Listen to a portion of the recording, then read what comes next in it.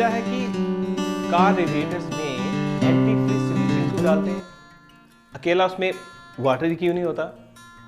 ठीक है, तो आज इस तरीके के क्वेश्चन को हम लेके आए हैं जिसकी जो क्यूरियोसिटी होती है, चाहे वो मेडिकल बैकग्राउंड का हो, चाहे वो नॉन मेडिकल का हो, चाहे वो किसी भी स्ट्रीम से हो, उसके मन में ये चीज़ रहेगी कि हम वाकई कार रेडिएटर्स में अकेला वाटर ही नहीं डालते, उसके अलावा कुछ और भी डालते हैं जिसे हम बोलते हैं एंटी फ्रीज सॉल्यूशन।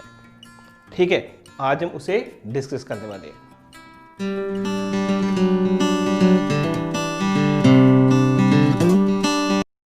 हूं आपका मेंटर संजीव मजोत्रा और मैं लेके आया हूं एक बहुत ही इंटरेस्टिंग कॉन्सेप्चुअल क्वेश्चन, और एक और आपको इंफॉर्मेशन देना चाहता हूं मैं कि हम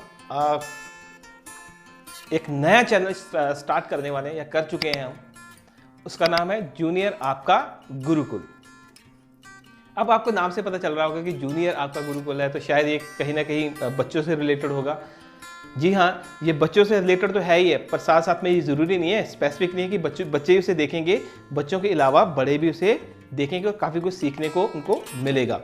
और इसमें हमारा मेन फोकस किस पे रहेगा, चाहे वो स्टूडेंट्स हों, स्कूल स्टूडेंट्स हों, चाहे स्कूल गोइंग हों, चाहे वो कॉलेज के स्टूडेंट्स हों, उनको ओवरऑल जो पर्सनैलिटी डेवलपमेंट की जाती है उसके बारे में बताया जाएगा, जिसमें इंग्लिश स्पीकिंग, स्पोकन इंग्लिश के बारे में बताया जाएगा, किस तरीके से आप इंग्लिश को बोलते हैं। ठीक है, ओवरऑल आपकी पर्सनैलिटी को डेवलप करने की कोशिश की जाएगी। ठीक है, तो जल्दी से आप क्या करिए, जूनियर आपका गुरुकुल को भी सब्सक्राइब करिए, वीडियोस को लाइक करिए, शेयर करिए, और साथ साथ में आपका गुरुकुल चैनल को लाइक शेयर सब्सक्राइब कीजिए। जो हमारी क्यूरियोसिटी हमेशा रहती है दिमाग में भी, why do we add anti freeze solution in car radiators, कि हम कार रेडिएटर्स में एंटी फ्रीज सॉल्यूशन क्यों डालते हैं।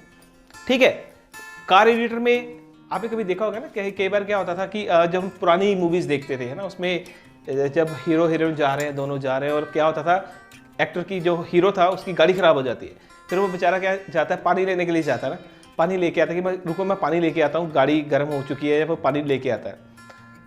तो वो क्या डालता है, पानी किस में डालना होता है, कार रेडिएटर में।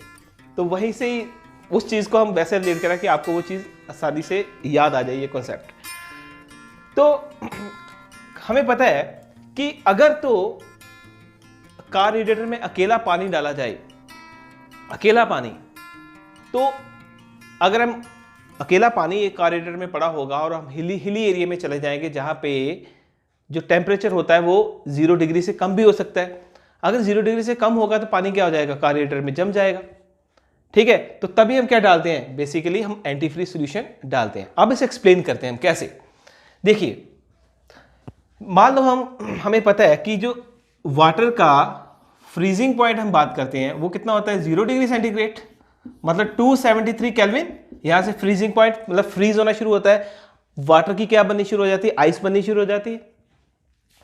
अगर हम गाड़ी के रेडिएटर में, कार रेडिएटर में हम सिर्फ और सिर्फ वाटर डालेंगे, पानी डालेंगे, ठीक है, सिर्फ और सिर्फ क्या होगा, पानी होगा, तो क्या होगा कि जब भी हम किसी हिली एरियाज में जाएंगे तो हिली एरियाज में क्या होता है, जरूरी नहीं है कि वहां पे 0 डिग्री सेंटीग्रेड टेम्परेचर हो, वो टेम्परेचर क्या हो सकता है, कम भी होगा। जब स्नोफॉल होती है ना, टेम्परेचर माइनस में चला जाता है। अब मान लो आप गए, मनाली चले गए और वहां पे चले गए, वहां पे टेम्परेचर हो गया माइनस में चला गया, और आपकी गाड़ी में सिर्फ और सिर्फ क्या, पानी पड़ा हुआ है, तो कार रेडिएटर में पड़ा हुआ पानी क्या हो जाएगा, जम जाएगा, आइस बन जाएगी, क्योंकि वहां पे टेम्परेचर क्या हो गया, माइनस में चला गया, या 0 डिग्री सेंटीग्रेड हो गया। ठीक है, हमें पता कि 0 डिग्री पे क्या होता है, पानी क्या हो जाता है, फ्रीज हो जाता है, तो कार रेडिएटर तो बंद हो जाएगा, पानी फ्रीज हो जाएगा, पानी फ्रीज होके आइस बन जाएगी, तो गाड़ी नहीं चलेगी। तो फिर क्या करते हैं हम, कुछ ऐसा किया जाए कि पानी की आइस ना बने, चाहे कितना भी टेम्परेचर कम हो जाए। तो फिर हम क्या डालते हैं, that is anti freeze solution. Anti freeze solution जैसे इथाइलिन ग्लाइकोल, क्या डालते हैं, इथाइलिन ग्लाइकोल को डाल देते हैं। देखो अब ये कॉन्सेप्ट कहां से आया, कॉलिगेटिव प्रॉपर्टीज जो हमने पढ़ी थी। ठीक है, जितनी मैंने कॉलिगेटिव प्रॉपर्टीज पढ़ी हैं केमिस्ट्री में, सॉल्यूशंस में, तो कॉलिगेटिव प्रॉपर्टीज में क्या क्या, क्या कहते थे कि वो किस पे डिपेंड करती हैं? नंबर ऑफ सल्यूट पार्टिकल्स पे डिपेंड करती हैं।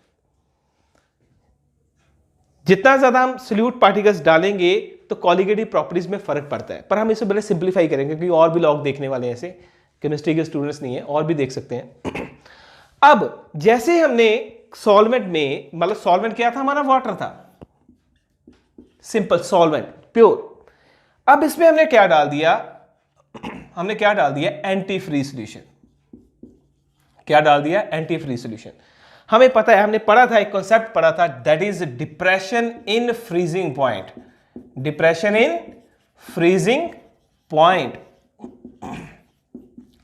मतलब, कहने का मतलब कि फ्रीजिंग पॉइंट डिप्रेस हो जाता है, कम हो जाता है जब हम उसमें कोई सॉल्वेंट में कोई चीज डाल देते हैं, कोई सल्यूट डाल देते हैं।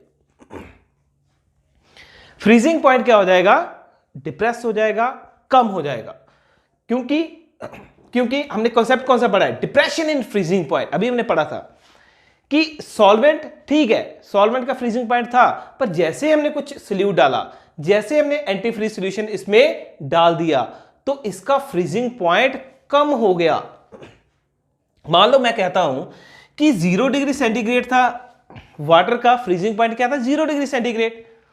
तो मैंने क्या किया, अब ठीक है, अगर वहां पे हिल स्टेशन में 1 डिग्री टेम्परेचर तक रहता, 2 डिग्री रहता, या कुछ भी रहता, ऊपर रहता, 0 से ऊपर रहता, तो जो कार रेडिएटर में पानी पड़ा था वो पानी रहना था, आइस नहीं बननी थी।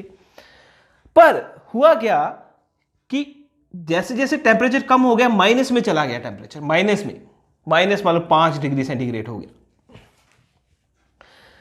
5 डिग्री, -5 डिग्री। अगर तो पानी होता तो पानी तो जम जाता। तो फिर हमने क्या डाला? Anti freeze solution, that is ethylene glycol डाल दिया। इथाइलिन ग्लाइकोल ने क्या किया? फ्रीजिंग पॉइंट को कम कर दिया। जरूरी नहीं -5 में, और भी कम कर सकता हूं, -10 तक चले जाओ। अब एंटी फ्रीज सॉल्यूशन ने क्या किया? उस फ्रीजिंग पॉइंट को कम कर दिया, पीछे ले गया। अब टेम्परेचर चाहे -3 हो, -2 हो, पानी नहीं जमेगा। जो सॉल्यूशन कार्बोरेटर में डाला है वो नहीं जमने वाला। क्यों? क्योंकि उसमें क्या डाल दिया हमने? सल्यूट डाल दिया, एंटी फ्रीज सॉल्यूशन डाल दिया। उसने क्या किया? फ्रीजिंग पॉइंट को कम कर दिया। अब ये जो सॉल्यूशन डाला है, अब वो फ्रीज नहीं होगा। -4, ये तो मैंने एग्जांपल लिया है ना, मतलब मैं कहता हूं -10 डिग्री टेम्परेचर है ना, हो गया -10 डिग्री सेंटीग्रेड तक उसका फ्रीजिंग पॉइंट बना दिया।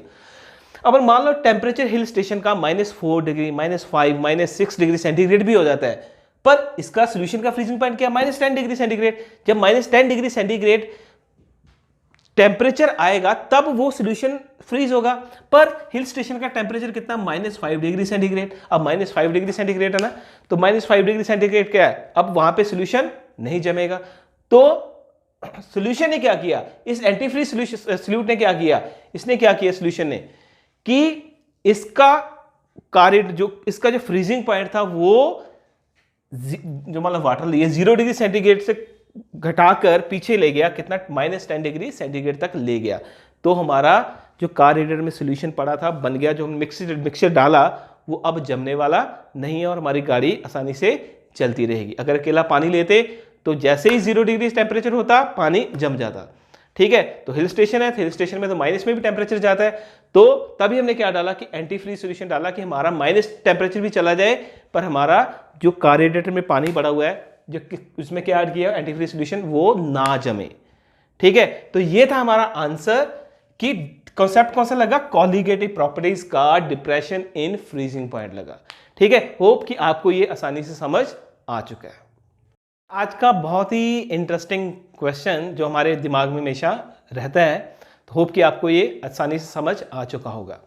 ठीक है, तो मुझे दीजिए इजाज़त और आपका गुरुकुल चैनल को लाइक करिए, शेयर करिए, सब्सक्राइब करिए। फिर मिलेंगे नए एक बहुत ही इंपॉर्टेंट क्वेश्चन के साथ, टॉपिक के साथ। इजाज़त दीजिए। Thank you, good bye, take care.